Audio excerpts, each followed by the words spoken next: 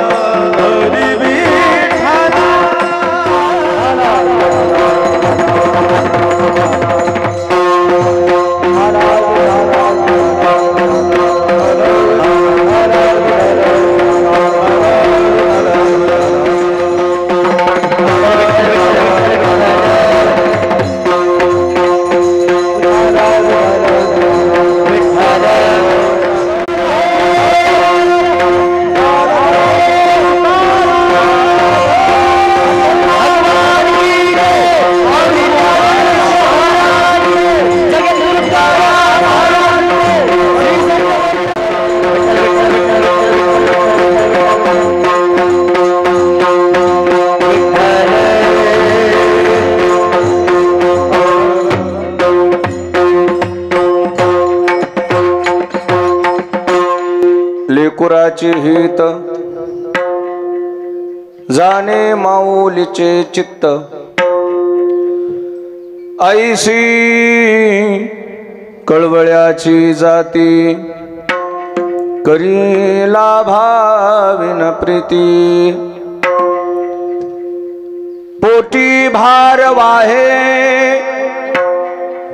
त्याचे सर्वस्व ही साहे ऐसी कळवळ्याची जाती करीला भाविन प्रीती तुका म्हणे माझे तुम्हा संतावरी ओझे ऐसी कळवळ्याची जाती करीला भाविन प्रीती विठ्ठला विठ्ठला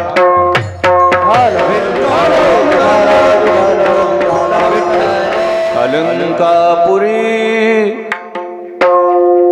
रम्य सिंहासनस्थं पदांभोजे तेजस्पुरी दिक्प्रदेशं विदिंद्रादि देवै थाप टाकत राहतो सदा स्तूयमानं समाधिस्थ मूर्त्यो भजे ज्ञानदेव ओम नमो ज्ञानेश्वरा ज्ञानेश्वरा ओम नमो ज्ञानेश्वरा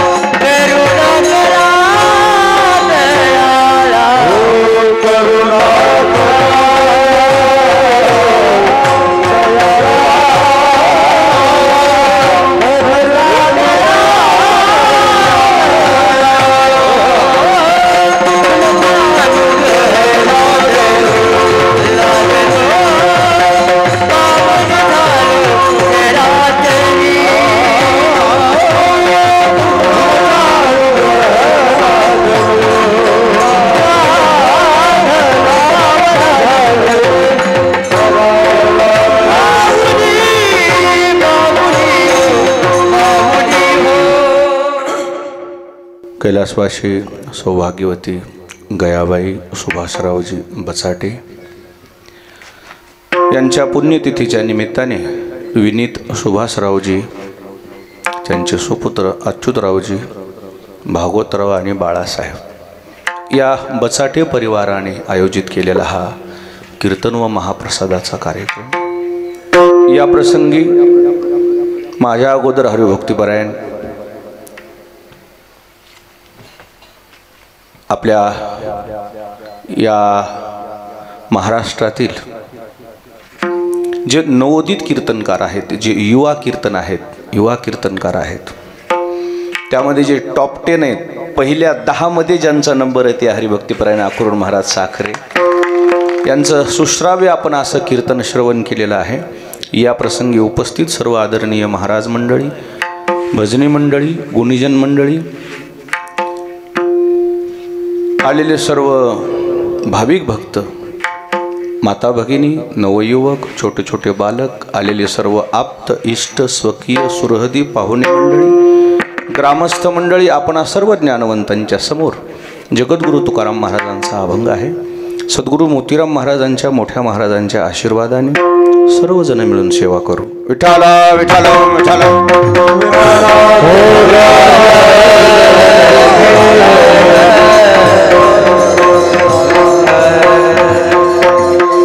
शुद्ध बीजापोटी फळे रसाळ गोमटी, मुखी अमृताची वाणी, देह देवाचे कारणी, या न्यायानेही सुभाषरावाची गयाबाईची संतती हे आध्यात्मिक असल्यामुळे, पारमार्थिक असल्यामुळे या ठिकाणी वैष्णवांची मांदियाळी या ठिकाणी उपस्थित झालेली आहे। जवळजवळ मंडपामध्ये जे आसनस्थ मंडळी आहेत पैकी 50% मंडळी कीर्तनकार, कथाकार, गायक, वादक एवढ्या बहुसंख्येनं उपस्थित झालेत। हे वर्षभर जोडलेलं स्नेह आहे। विठाला विठाला हे संपर्कात राहतात सर्व मंडळीच्या, तुम्ही आलं पाहिजे।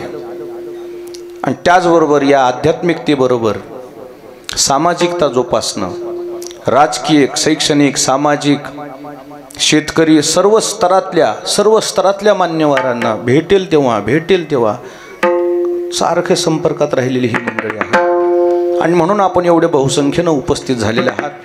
नियमाने दोन्हीही कीर्तनाचा वेळ संपुष्टात आलेला आहे आणि शिजल्यावरी जाळ,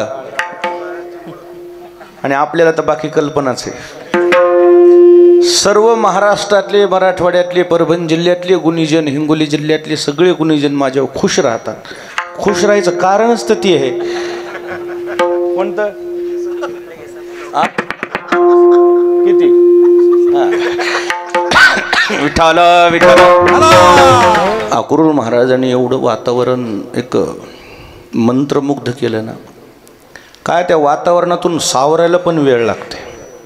या करुण रसात मनुष्य गेला तो करुण रसातून पुन्हा यायला त्याला थोडासा वेळ द्यावा लागतो। आणि आता अचानक मला पुन्हा करुण रसात जाता येत नाही, तो क्रम असतो, करुण रसाचा क्रम असतो, जात जात जात जात जात जाता येते पण येता येत नाही लवकर। इतकं मंत्रमुग्ध वातावरण झालं।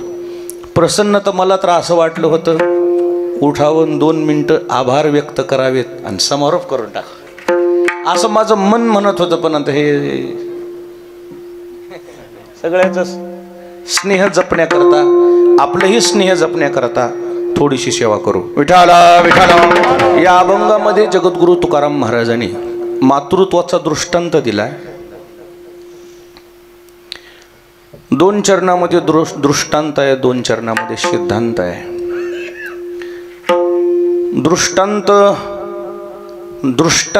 दृष्टांताच्या यादीतला कळस आहे।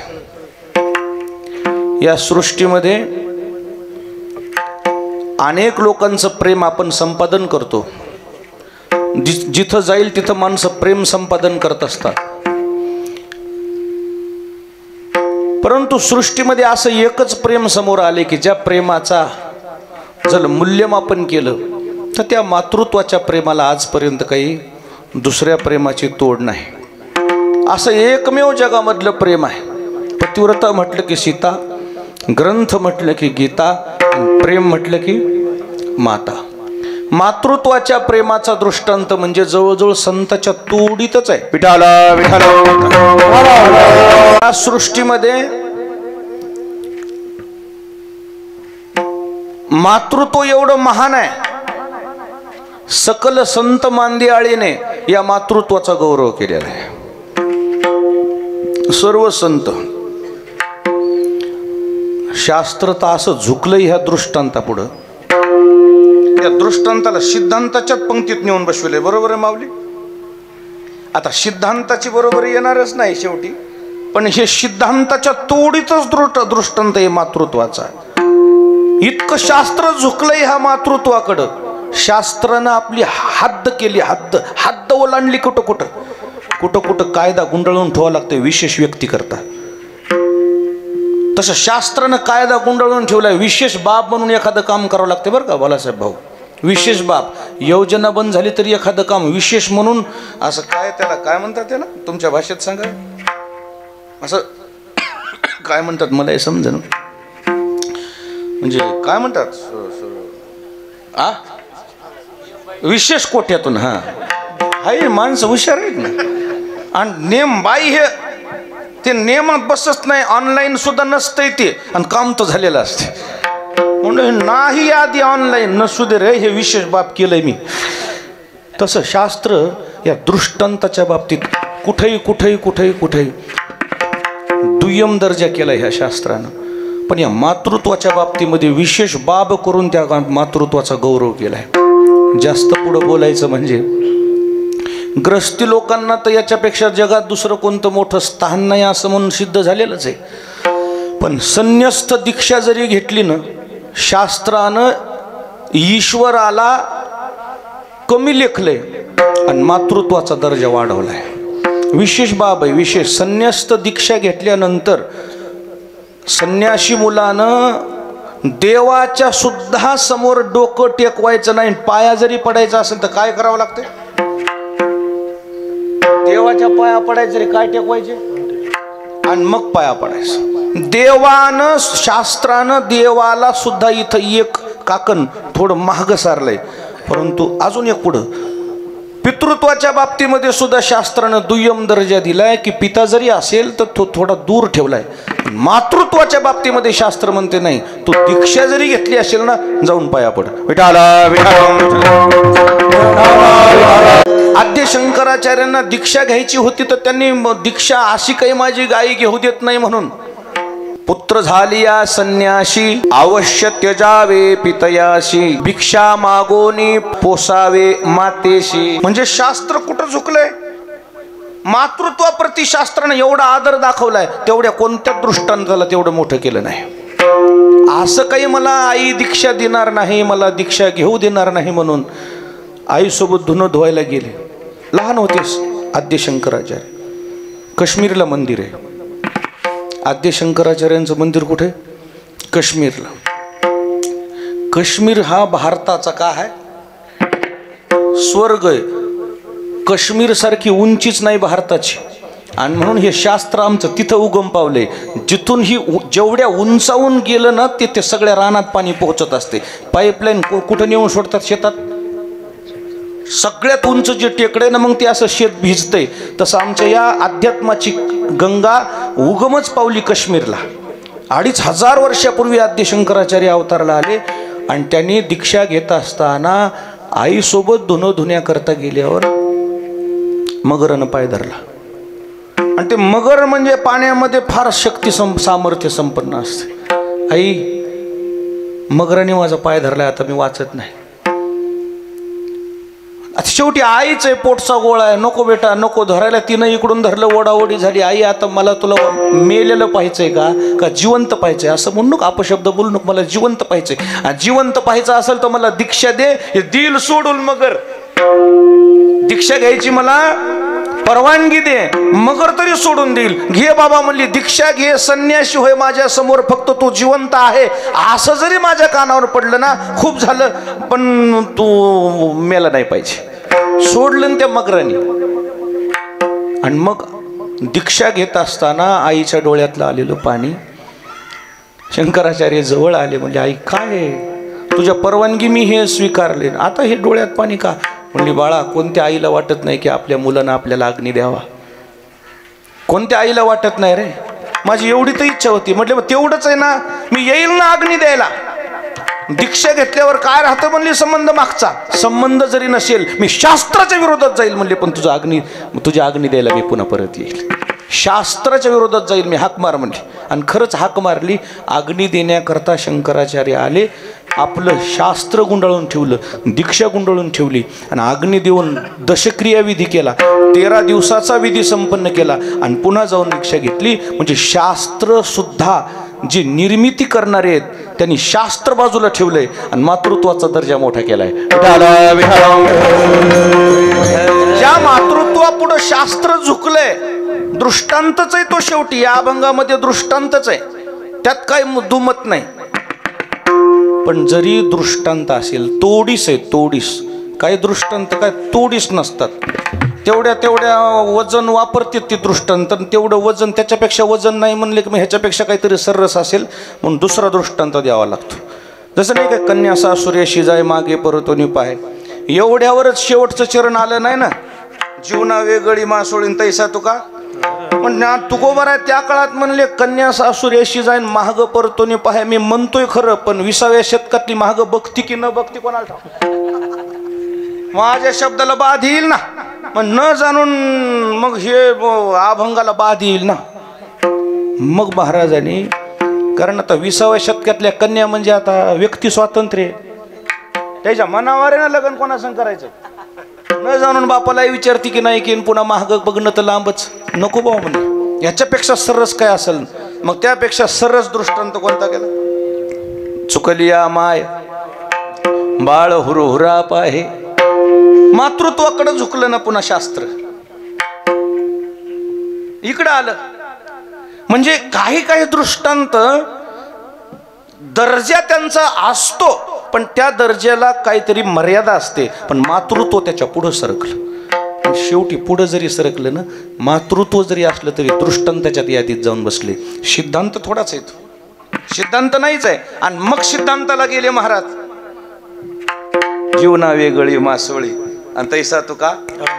शास्त्राचं असं म्हणणं आलं की मुलगी जरी असली, आयुष्यभर बापाचं तोंड बघत नाही, जरी तरी जगणं होतंच तिचं, काय अडचण आहे. आई वडील मुलगानं आई जरी असली तर काय जगत नाहीत का काय लेकरं माय मेल्यावर? तिचंही काही अडचण नाही. पण असा एक महाराजांनी पुन्हा दृष्टांत शोधून काढला पाण्याचा आणि मासोळीचा. अनन्य नात आहे. मासोळी 6 महिने पाण्यात राहतील. जीवना वेगळी मासोळी, जीवना वेगळी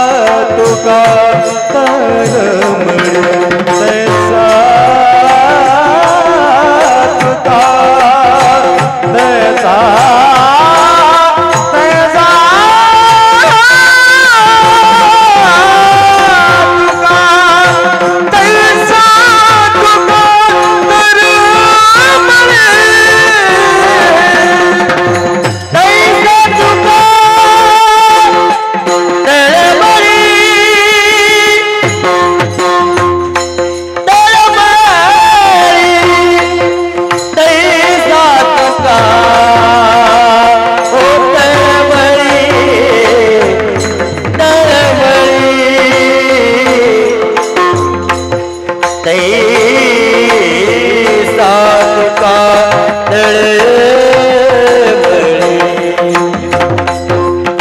तैसा तुका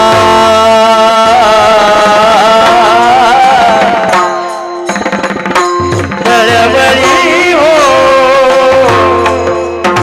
तळमळी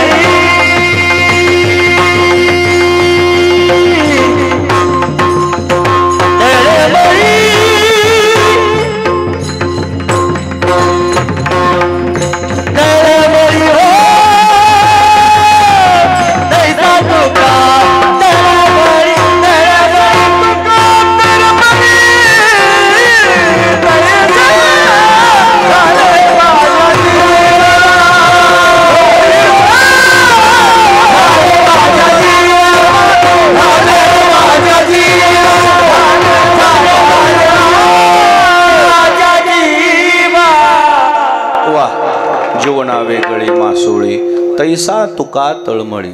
दृष्टांताचा क्रम असतो ना, काही क्रमामध्ये काही दृष्टांत त्या पंक्तीत बसतच नाही. आता इथं तर मातृत्व सुद्धा 2 नंबरला गेले. ते नंबर हे नाही पाठ असते, 1 नंबरला कोण गेलं, 2 नंबरला नाही ते दुसरं सांगायला मी आमच्यात राहू द्या. आता ते 3 नंबरवर कोण गेलं, 4 नंबर. पहिल्या नंबरला आहे कोण, आई नाही, मागे परतोनी पाय. कोण नंबरला आली, 2 नंबरला माय, आणि 3ऱ्या नंबरला मासोळी गेली. उलटा क्रम लावला तर मासोळीच पहिल्या नंबरला आली. आई जिवंत राहू शकते, बहीणही जिवंत राहू शकते, नाही माहेरला आली. आई जिवंत राहू शकते, नाही लेकराला भेटली. मासोळी जिवंत राहू शकत नाही ना. जीव जिती जीवना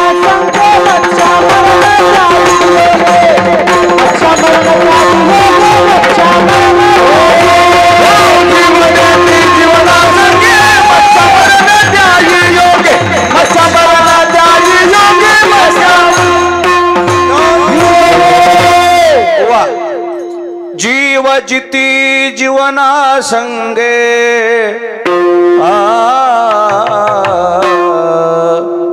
जीव जिती जीवना संगे मत्स्यामर. मासोळी जिवंत राहतच नाही. 6 महिने पाण्यात आणि 6 महिने वडगावला येते का रस्त्यानं, नाही येत ना ती. म्हणजे दृष्टांताचा क्रम जरी असला, शेवटी मासोळी जरी असली ना, सिद्धांताला नाही बसत ती. विठाला विठाला. दृष्टांतामध्ये मातृत्वाचा दर्जा अव्वल क्रमांकाचा आहे, त्याच्यापेक्षा भारी दृष्टांतच नाही. 4500 दृष्टांत आहेत ज्ञानेश्वरीत.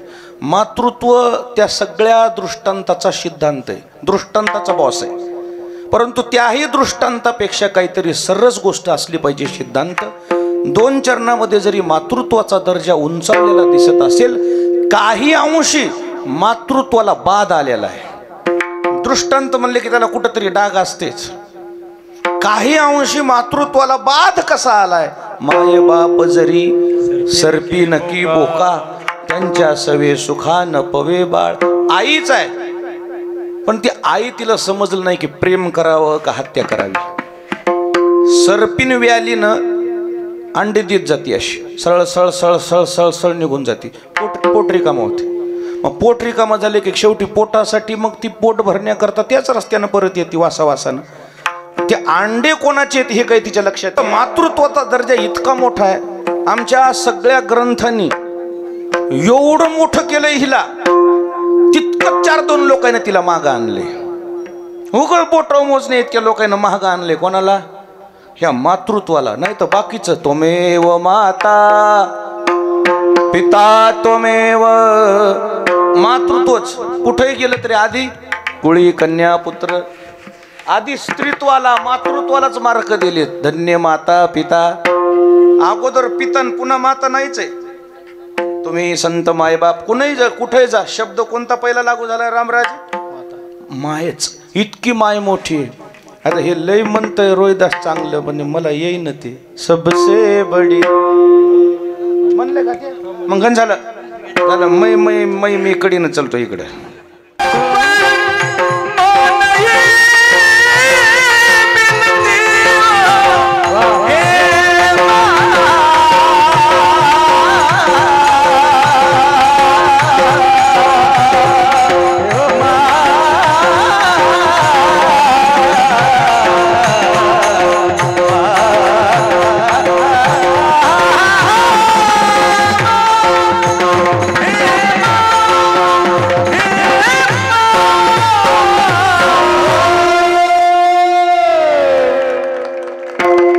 हे तर करायचं होतं मला.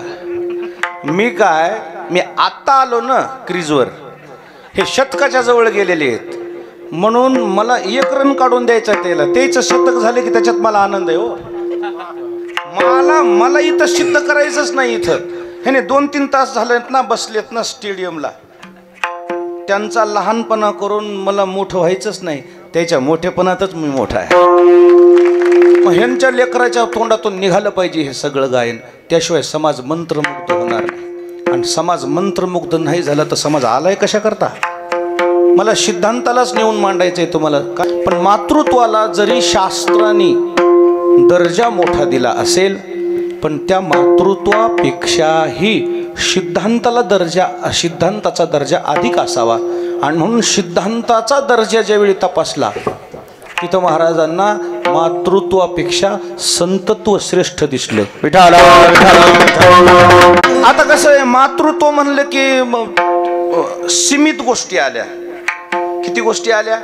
तिच्या लेकरापुरतं ती जीव ओळून टाकीन, जीव काढून लावील, जीव कळवळा आणि का बाळावरी नाही. त्या मातृत्वाच्या बाबतीत काही अंशी मी एकदम मातृत्वाला रसातळाला नेणार नाही. आणि मातृत्व रसातळाला गेले की माझा सिद्धांतही खालावते. मला तिथंच ठेवावं लागणार. बघ त्याच्यामध्ये एका पॉइंटनं संतत्व जास्त करायचे. कारण काय असते त्याच्यात लई फरक नसते दृष्टांतात सिद्धांत. काही दृष्टांत आहेत उगत द्यायचे असतात. माळेगावला एक माणूस गेलं आणि घोडं आणलं. म्हणला घोडं आणलं म्हणा दाजी तुम्ही. हो कस काय? आव घोडं जर हे म्हणताल काय, बबनरावाचं घोडं लपवायचं ना आपलं काढायचं असलंय. हो म्हणून यावं लागतं बाबा बघायला म्हणलं. आणि गेलं मळ्यात बघायला. घोडमं निघालं. काय निघालं? घोडमं. त्याला काहीच नाही. म्हणलं होय रे, बबनरावाच्या घोड्यासारखा म्हणला. आता 19 तर फरक राहीलच की म्हणला. काय राहील? 19 तर फरक राहीलच की. तर तंत थोडंच जुळतंय. पण दृष्टांत हे आपल्या गावठी शब्दासारखा नसतो. तंत जुळल्याशिवाय टाकताच नाही येत. विठाला विठाला. आणि म्हणून मला एवढंही काही रसातळाला नेऊन घालायचं नाही ना. आज तर नाही घालायचं. आज तर नाही मला माऊली घालता येत.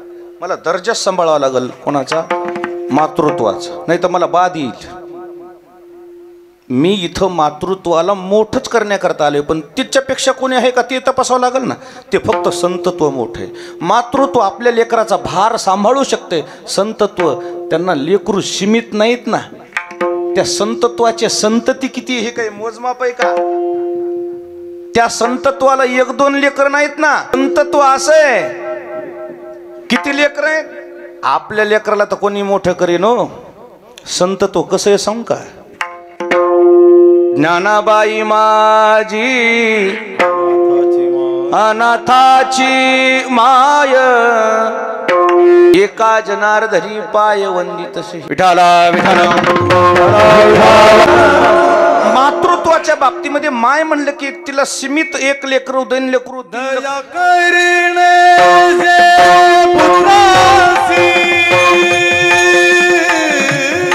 आहा टाळ टाळ टाळ.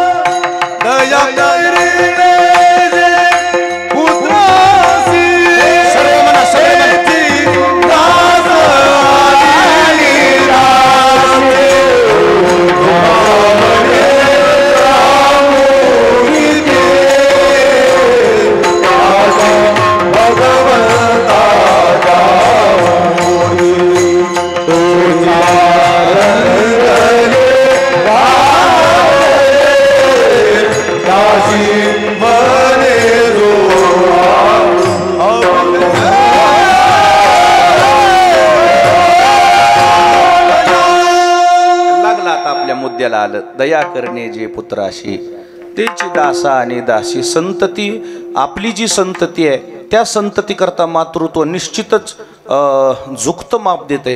पण आपल्या व्यतिरिक्त जे काही संतती जे काही मग तिथं ते थोडंसं दुय्यम दर्जाची वागणूक. जावचं जरी लेकरू कीर्तनाला नेलं ना,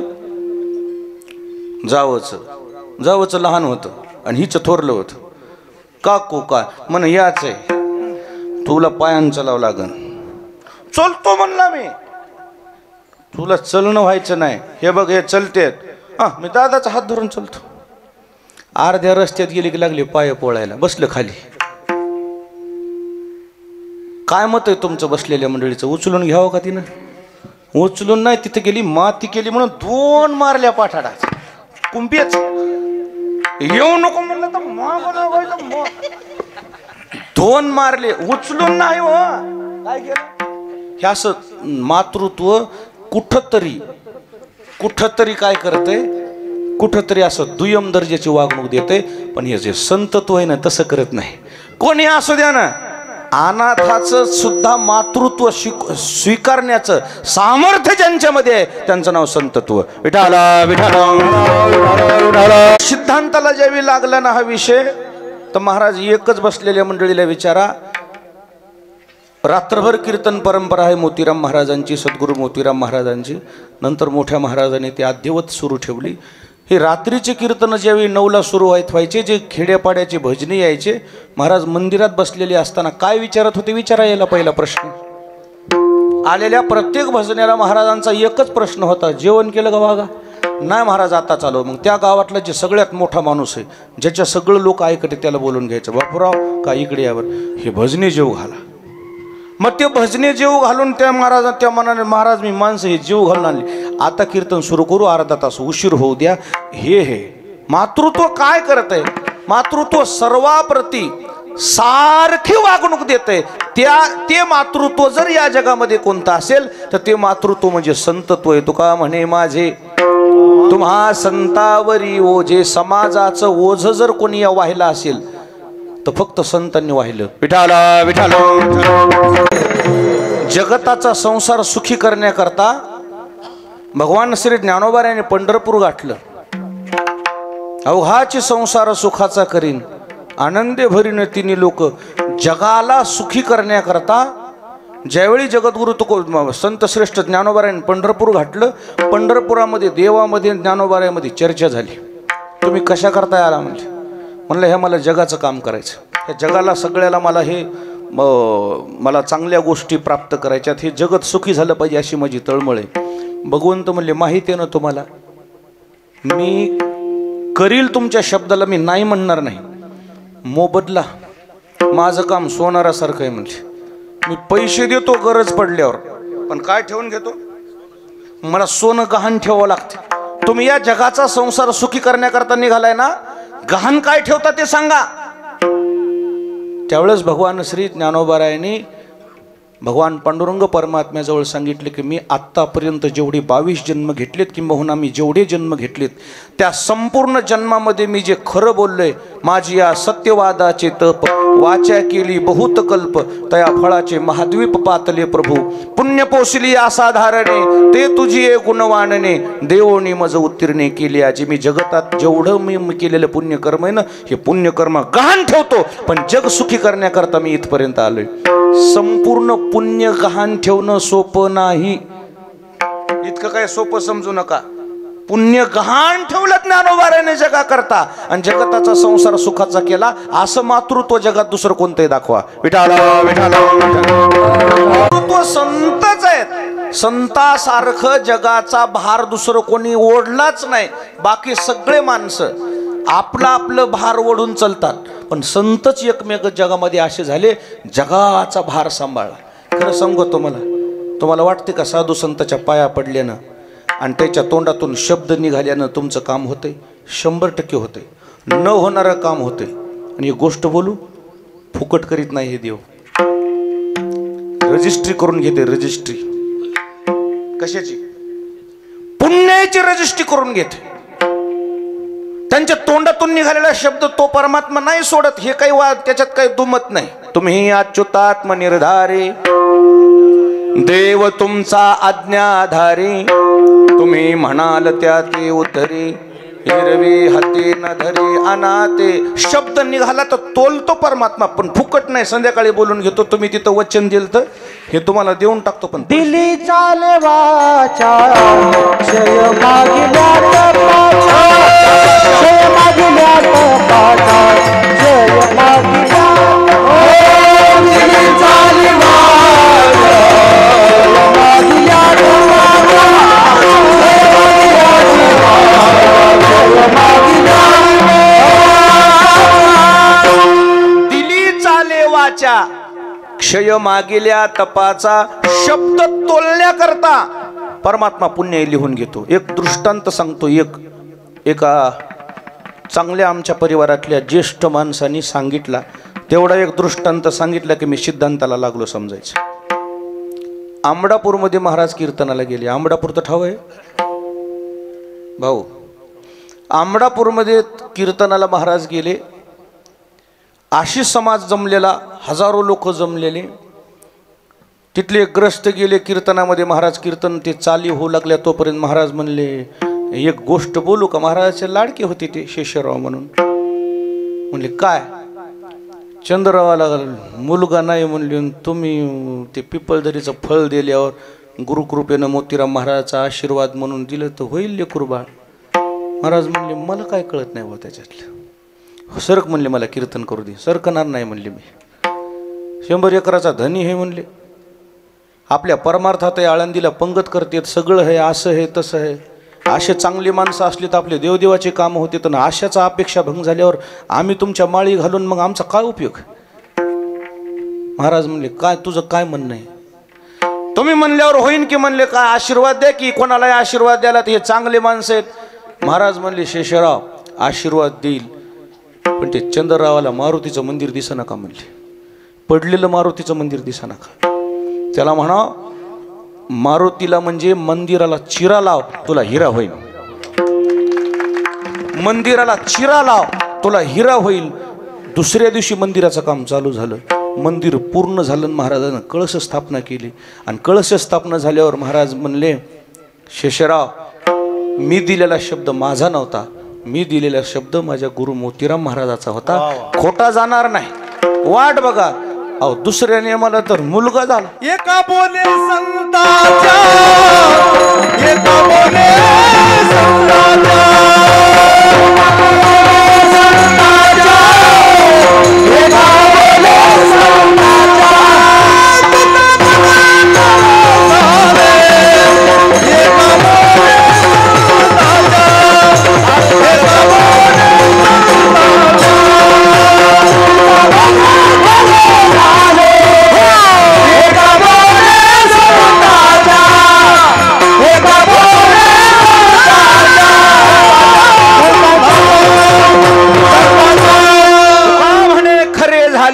एका बोले संतांच्या. खरं झालं, मुलगा झाला.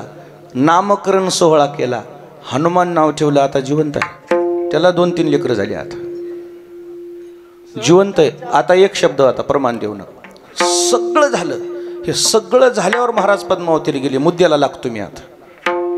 सगळं झाल्यावर पद्मावतीला आल्यावर हे सगळे जमा झाले नाही. महाराजाचे जे सहकारी होते हे सगळेच, जे जुने माणसं सगळे, भुजंगदादा हे असे सगळे जमा झाले. जमा झाल्यावर महाराज रडू लागले. महाराज म्हणले का अवघड करायला? डोळ्यात पाणी महाराजाच्या खेळू लागलं. महाराज म्हणले फलाण्या, आमचा निघालेला शब्द आमचा देव तोलतय रे, पण फुकट तोलीत नाही. मी इतके दिवस केलेलं किती पुण्य मोह लिहून घेतलंय कोणास ठाऊक. म्हणले किती पुण्य माझं गेलंय कोणास ठाऊक. तोलतय परंतु आमचं लिहून घेतंय. तसं समाजाकरता पुण्याईची गहाण ठेवून समाज सुखी झाला पाहिजे, समाजाच्या मनोकामना पूर्ण झाला पाहिजे आणि समाजातले सगळे तळागाळातले लोक सुखी झाले पाहिजे. इतका भार घेऊन चालणार या जगामध्ये एकमेव आहे ते म्हणजे संतत्व. आणि म्हणून मातृत्व तरी आपल्या लेकराचं वजं वाहील, संतत्व जगाचं वजं वाहत चालतंय. आणि म्हणून तुका म्हणे माझे तुम्हा संतावरी ओझे, ऐशी कळवळ्याची जाती करी लाभाविन प्रीती. बिना अपेक्षेनं जे जगामध्ये प्रेम करणारं स्थान आहे ते जगात 2च आहेत. एक मातृत्व आणि दुसरं संतत्व. आणि त्या मातृत्वाचं छत्र हरवलेली आमची ही 4ही भावंड. आमच्या अच्युतराव भागवतरावजी, बाळासाहेब, बहीण एक, 4 म्हणले मी, 5 आहेत, शोभा आणि आशाबाई.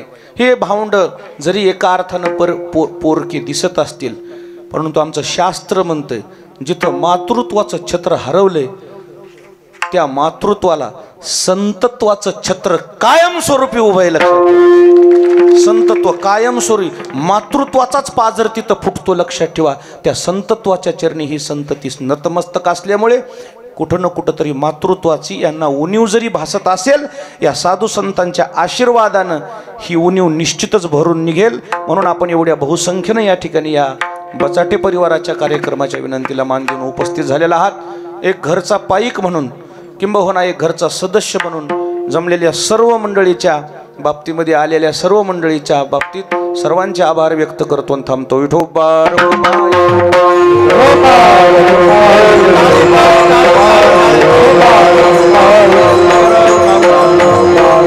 मातोश्रीच्या गोड जेवणाच्या निमित्ताने, वर्ष श्राद्धाच्या निमित्ताने महाराष्ट्रातील सुप्रसिद्ध कीर्तनकार अक्रूर महाराज साखरे बाबा गेवराईकर यांचा हरिकीर्तन झालाय. तसेच आमचे गुरुवर्य श्री हरिभक्तपरायण अच्युत बाबा महाराज दस्तापूरकर. खरं बघायला गेलं तर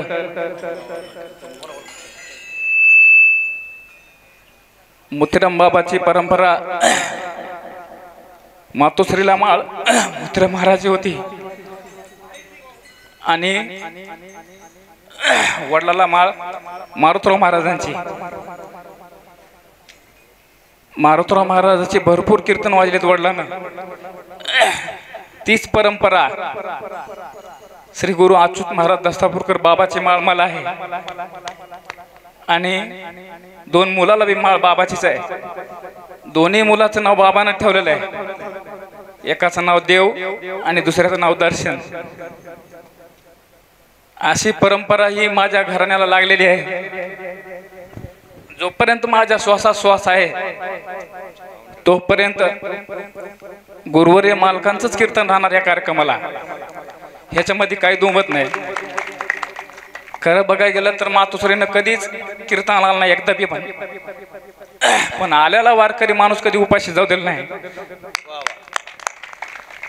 एक वेळ असा प्रसंग घडला होता. आपले कृष्णा महाराज बोरकडे किनगावला कीर्तन होते, म्हणजे लास्ट कृष्णा महाराजांना जेवण केलं त्याच्या हातचा. मला बी नाही भेटलं जेवायला. ते कृष्णा महाराज आपल्या किनगावला होते कीर्तनाला आणि मी आळे फाट्याला पंगत घालण्यासाठी आळे फाट्याला गेलतो. रात्रीच्या 2 वाजता कृष्ण महाराजांनी मला फोन केला, भागवत महाराज कुठे आहेत तुम्ही, गंगाखेडला आहेत का? मी म्हणलं नाही. ते म्हणले भूक लय लागली म्हणले मला जोरात, आता इथं काहीच उघडं नाही म्हणले. मी म्हणलं तुम्हाला जायचंय कुठे? ती म्हणले मला तळेगावला जायचंय. मी म्हणलं तुम्ही काय करा, सरळ वडगावला या. त्याला वाटलं मी घरीच आहे काय की, पण मी घरी नव्हतो. पण कृष्णा महाराज तिथून निघाले. घरी फोन केला, योगायोगानं मातोश्रीनंच उचलला. मी म्हणलं कृष्णा महाराज आलेत, त्याला 2 भाकरी ठेसा काय जे असेल ते पटकन वाढून तयार ठेवा. गंगा खेळून निघालेत. कृष्णा महाराज इथं आले. फोन केला, मी म्हणलं घरी नाही, बाळू आहे घरी. बाळूला फोन केला, बाळू उठला आणि लास्टचं जेवण म्हणजे कृष्णा महाराजांनाच केलंय. आणि त्याच्या दुसऱ्या दिवशी तर त्या 4 वाजता गेलत्या. म्हणजे कधीच ते न पडद्यावर असं आले नाहीत, कधी कीर्तनाला कधीच आले नाहीत. पण आल्याला वारकरी माणूस कधी उपाशी जाऊ दिला नाही कधीच.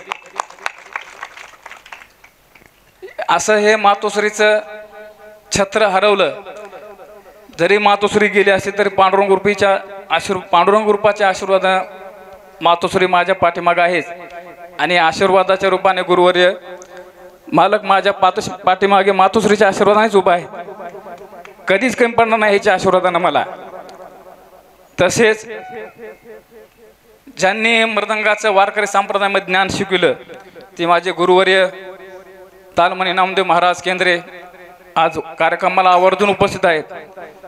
आता नाव कोणाचंच घेणार नाही, कारण सर्व आलेले पाहुणे मंडळ सर्व आता मृदंगाचार्य इथं कमीत कमी बघितले बाबा 50 आहेत. आता गायनाचार्य 50 आहेत.